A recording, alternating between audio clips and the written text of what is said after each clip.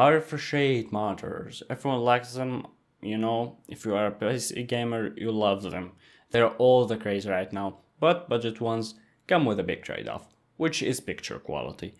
Yet this one doesn't. A high refresh rate monitor with a good picture at a budget price. What's the catch?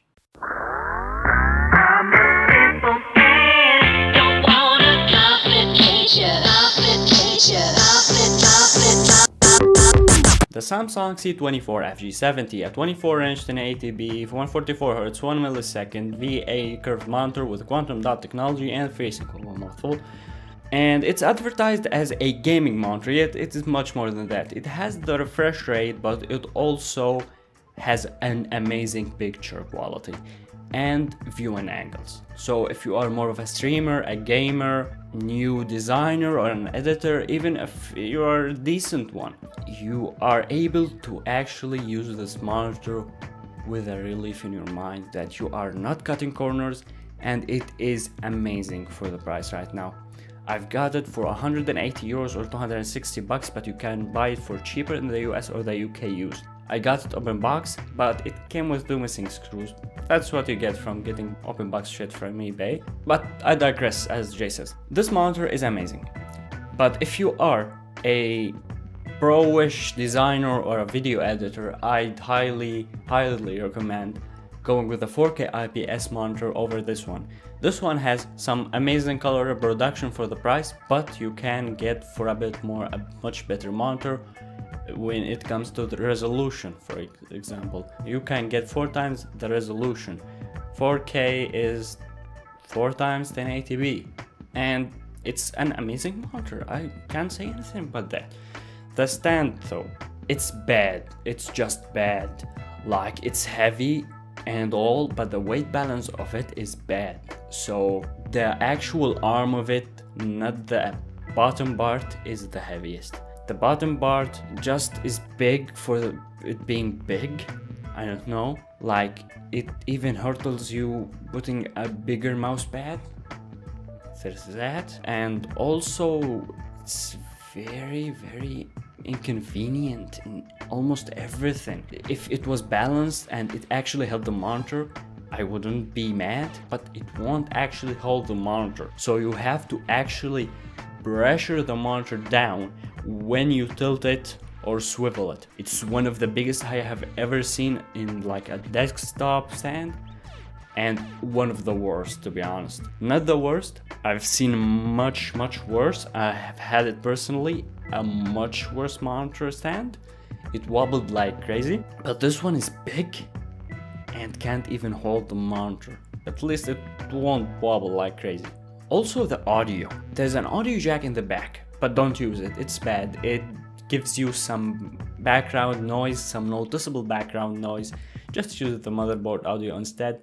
It's just shit, like really shit. I have no idea why, maybe some electrical interference, but it's just bad. The OSD, it has many options, some amazing options to be honest. It has 20 black levels. I use it on 20. The default I think is 13. I prefer the deeper blacks and the brighter whites. I don't know about you. It has also modes for different game types. I use the FPS one. It just gives you like a brighter picture, but not an actual brighter monitor, and it makes it easier to actually see the enemies, like in Rainbow Six Siege, where there's a lot of dark corners. It has different modes. I just use the custom mode that I set up myself. There's also different response times. The standard one, the faster, and the fastest. But when you go to fastest, the picture becomes much dimmer. The monitor goes way dimmer, like 1/4 of the brightness. It's kind of noticeable for the more professional player or someone with a better skill. There's also the input lag, which it kinda doesn't work. So it kinda does, but not really. There's the option for it, but I don't notice any difference at all. And the actual like option sometimes doesn't work, won't give you the option to turn it on or off. It just goes gray, just pure randomly. I have no idea. So there's also the FreeSync.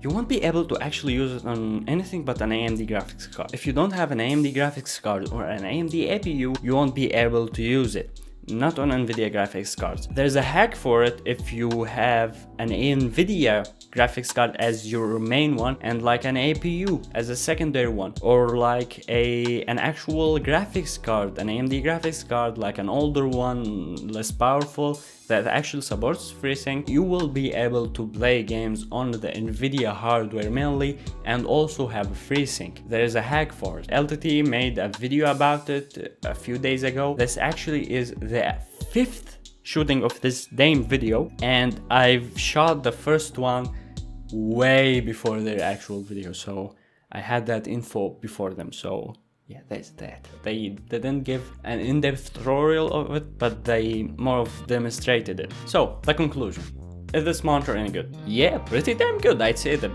best monitor in its price.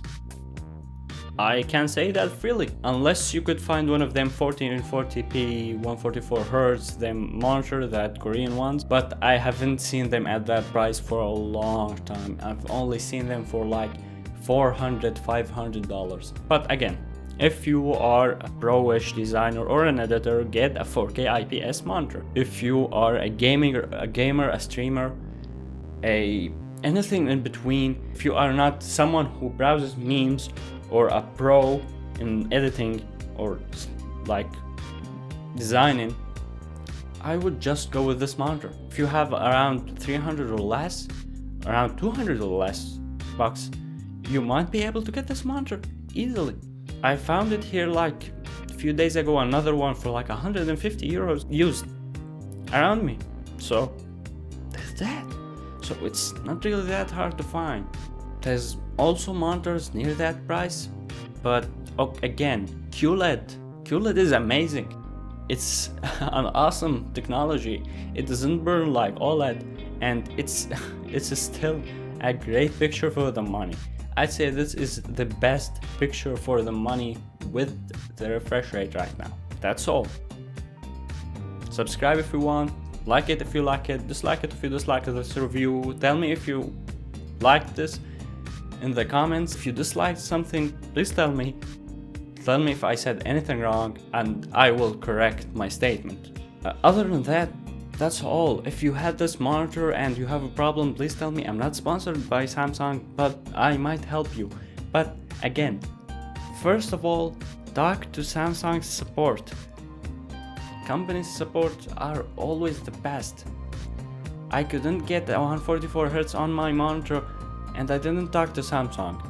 My bad, but I know what's my problem. I have my graphics card that has these issues with DisplayPort. My DisplayPort is basically fried, so I only use HDMI for now. That's not probably your problem and probably won't happen to you, but I had like liquid damage. So there's stuff from the graphics card and the monitor. Remember that.